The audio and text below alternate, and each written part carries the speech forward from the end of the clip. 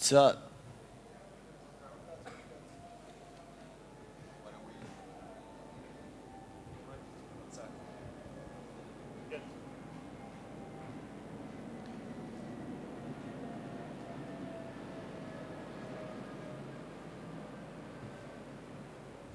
Oh, Belal, right here. Right here.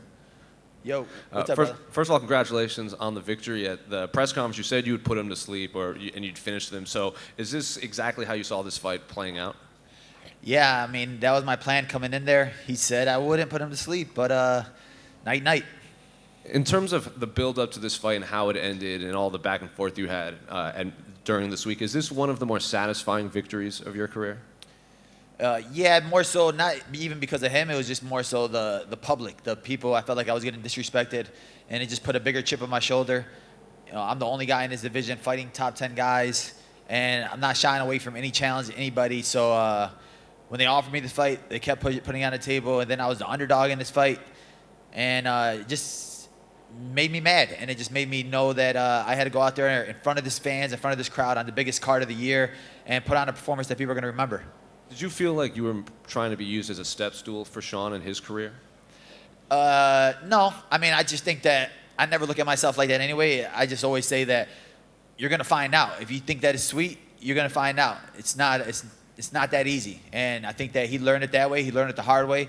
A lot of these guys underestimate me when they get in there with me. Then they realize what it is. So I think it was more so that they're just not pushing me to that level where they're thinking that I'm a Chimaev or a Kobe or something like that. And I just needed that performance that was going to put me at that level. I think this performance put me up there now with those top guys. In terms of how the actual fight played out, Sean had some success with that counter jab, but every time he threw, you would respond with two, and you wouldn't let him follow up. Was that the game plan going in, or was that just an adjustment you made on the fly? Yeah, no, it was a game plan. We knew that he has a pretty good hook, left hand, so we were like, we have to stay in his face the whole time. We want to drown him. We want to break him.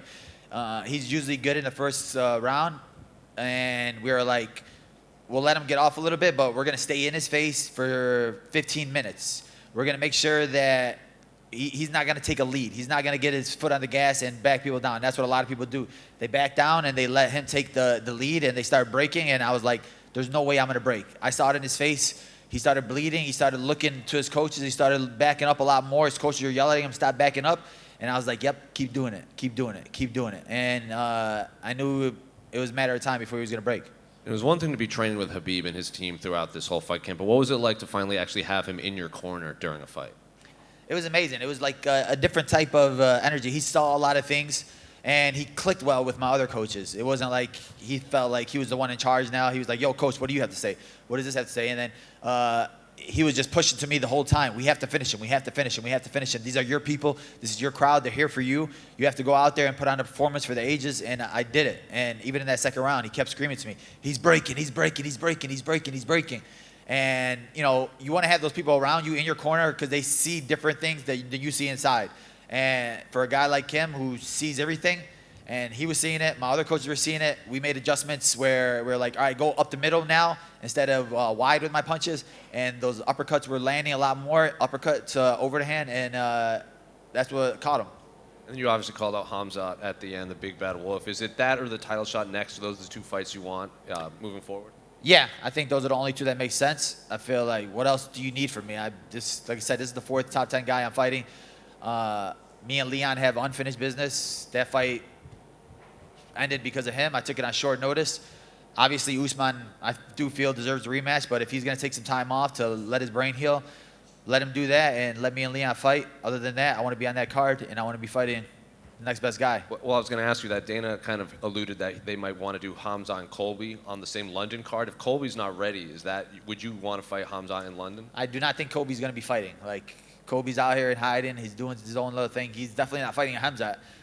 The people talk about him like he's the next big thing, but who has he beaten that's won? Like, he's beating Masvidal on a 3-fight losing streak. He's beating Woodley. I got a 5-fight losing streak.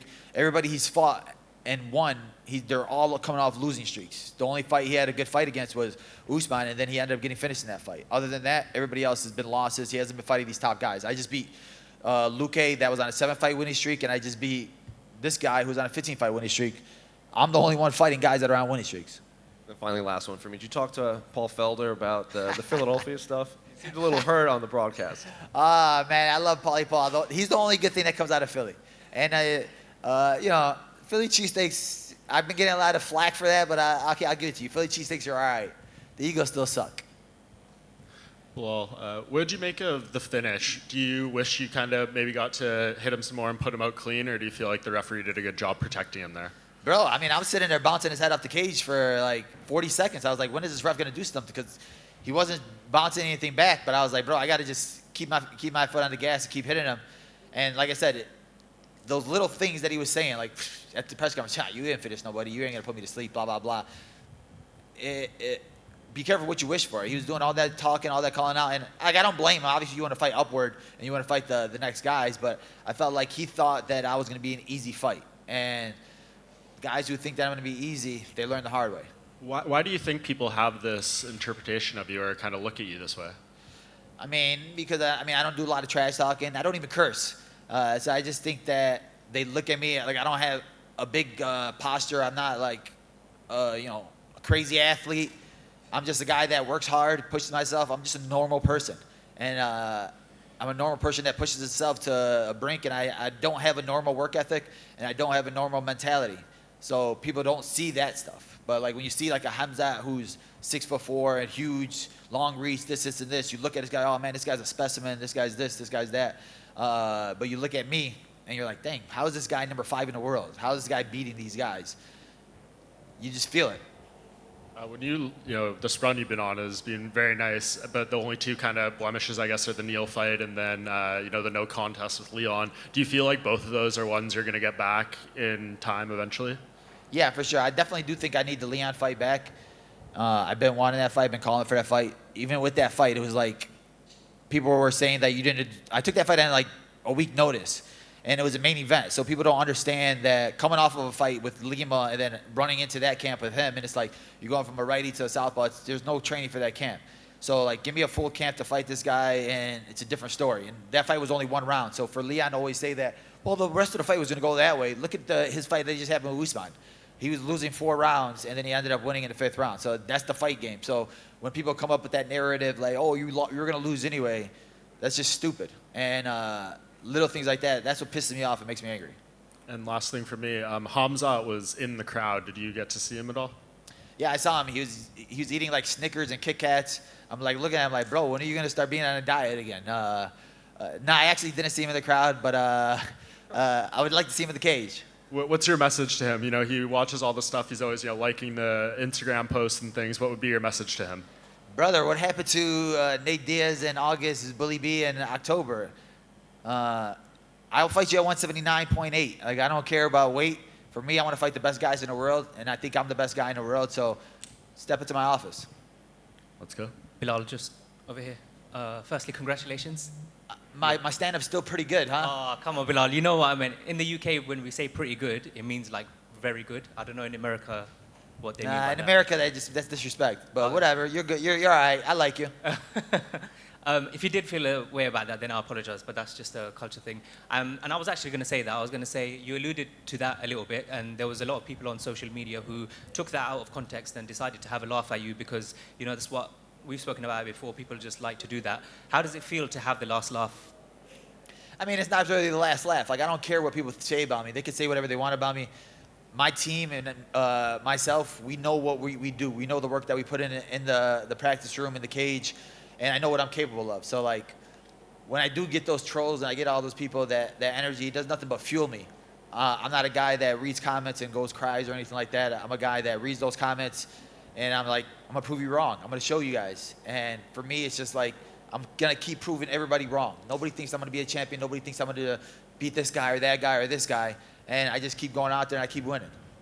I also wanted to just say, this is like your 6th fight in around 20 or so months. Do you feel like your activity in a division where ranked guys just aren't that active is one of the keys to your winning streak and your success at the moment? Yeah, I think that's the thing for me. I'm a guy that wants to stay active. All these guys have excuses. Everybody's waiting for that right fight. No, that fight doesn't make sense for me. So, oh, my toe's broken, or I can't fight right now. I got to go on vacation. It's hunting season. All these excuses for everybody whenever that you call them out or you ask for that fight. I'm a guy that's going to say yes. The UFC knows that.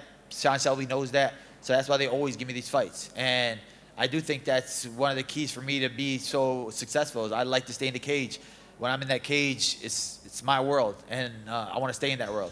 And just finally from me, that was such an amazing crowd in there tonight. I know you said in your post-fight that it was Khabib who was kind of pushing you and pressuring you to get the finish. But was the crowd also playing a part? Because they were very loud when you were in those final seconds of that fight. Man, that crowd, that energy was amazing. It's one of those things that it's going to live in my memory forever.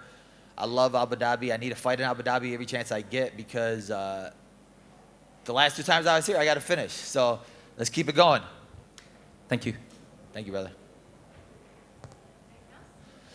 Good. Thank you, guys.